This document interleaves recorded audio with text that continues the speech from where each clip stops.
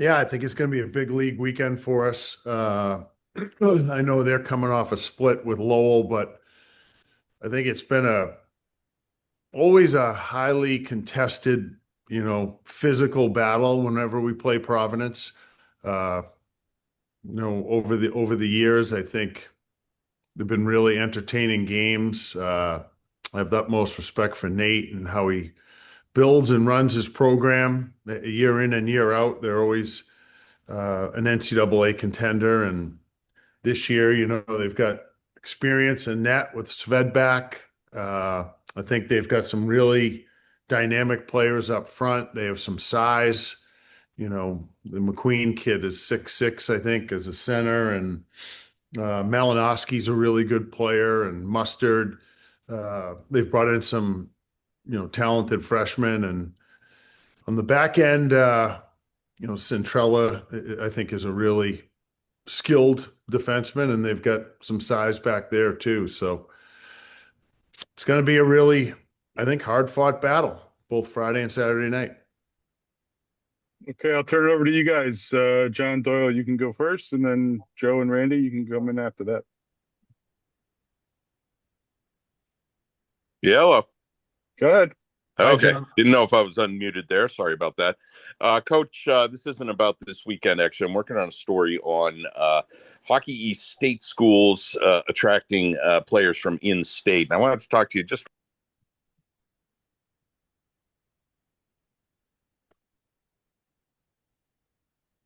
John, I Uh, think you muted yourself by accident. Oh, yeah. shoot. There you All go. right. Hello. Yep. Yep. Okay. Sorry. So, I'm working on a story on state kids go to state schools. I wanted to ask you about Jake Percival. He's your more senior member of the core from Connecticut. He's from Avon. First of all, Hockey East is a little bit different. You guys have to recruit nationally and internationally, obviously, unlike schools like Minnesota, which has, 23 Minnesota kids. I'm just wondering if there's anything special you do to maybe attract kids from in-state, how you keep your ear to the ground that way. And then I'll follow up, with a question about Percival specifically. Yeah, I think, well, obviously, we're certainly cognizant of players in the state that we think can help our program. And we certainly don't want them driving by our school to go to another one if we think that they're a good fit for UConn. So, we've had some really good players here, in-state players, over my 13 years, and we're still recruiting them as we speak. If there's like I said, if there's a really good player in the state, we'd like them keep them here at home. Yeah, is selling, Connecticut pride maybe a part, like maybe be a tiebreaker if a kid from Connecticut is, between you and maybe Maine or something like that, just saying, hey, you get a chance to represent your home state here.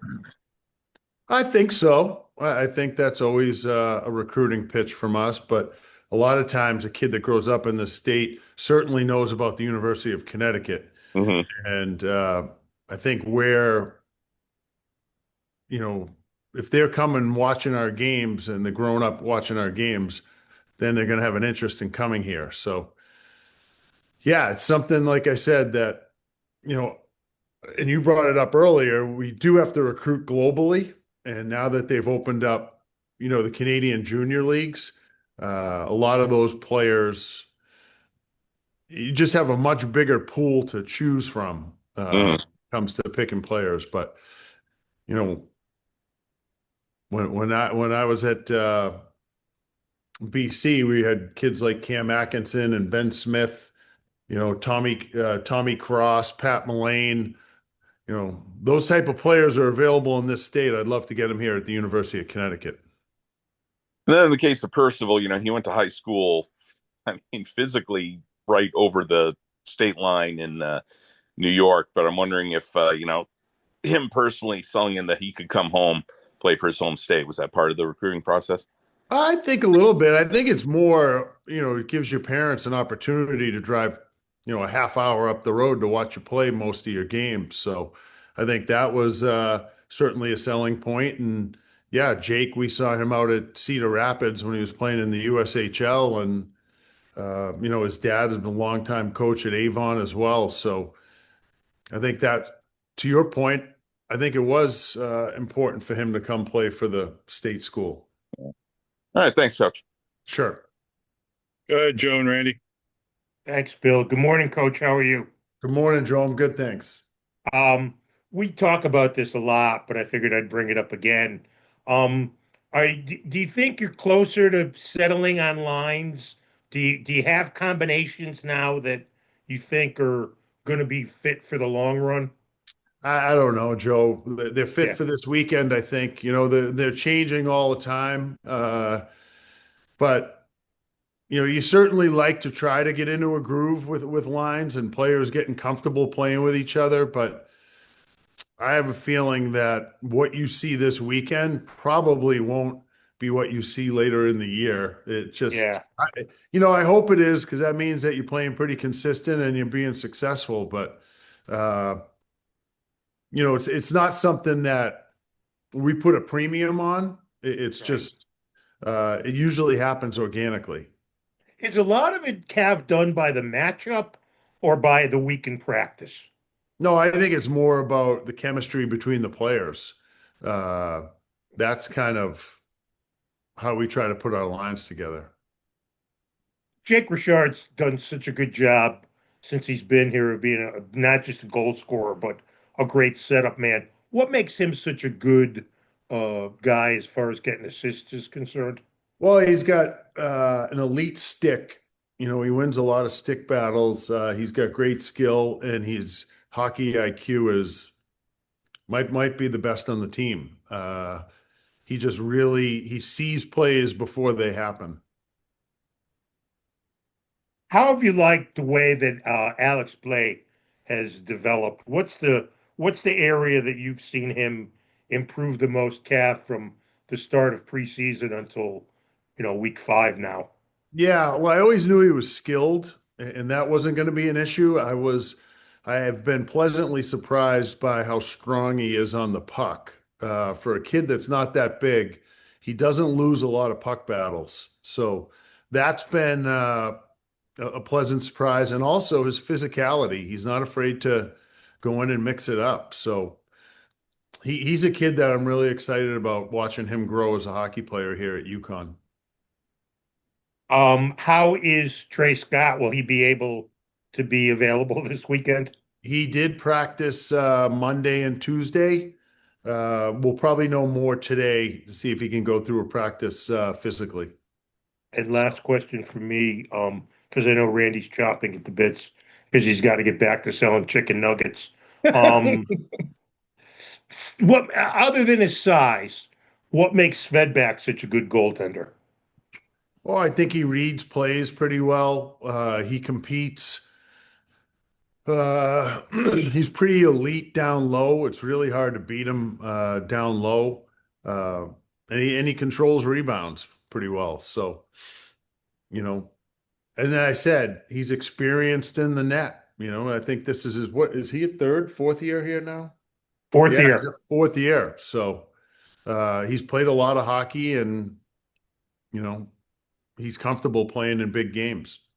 Yeah, he's second nationally active in games and wins, so he's been around for Yeah, forever. Thanks, Cap. Appreciate sure. it. All right. Guess I'm up. Joe got a lot of it, so that's good. And I'll ask you just to follow up on something I asked you post game about going to the hard areas and when you succeed like you did on Saturday night, a couple rebound goals, some opportunities that didn't go, but you've got traffic there. Is that something you really point to, in the days after when you do face a goalie like Svedback and really anybody in Hockey East?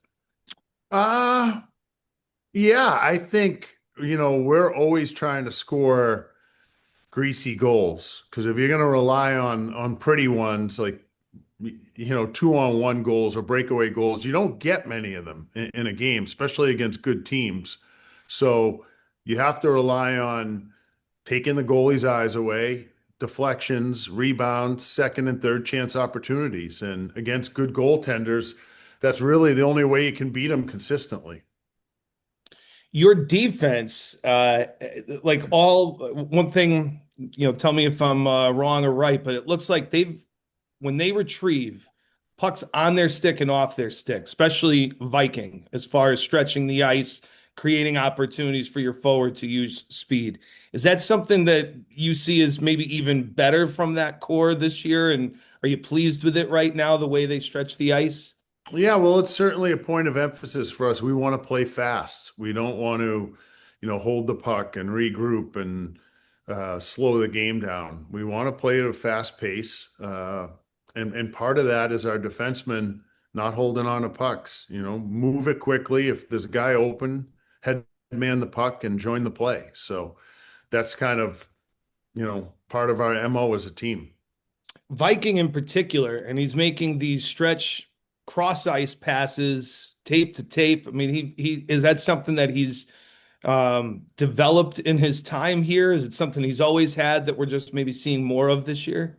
Yeah, I think he's always had the ability. I just think the fact that we're preaching it day in and day out is why he's doing it consistently now. But he's always had that ability to do it.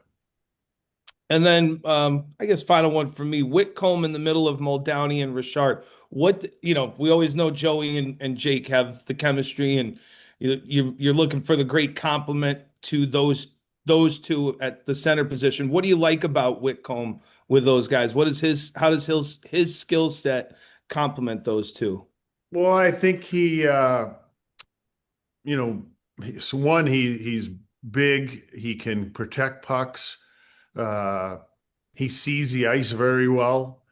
He wins a lot of puck battles. So it's not just, it allows maybe those two at times to hide in the weeds, and not have to be the one hunting the puck all the time. So he just, I think, plays really well off them, and he's able to kind of see the game the same way that they do.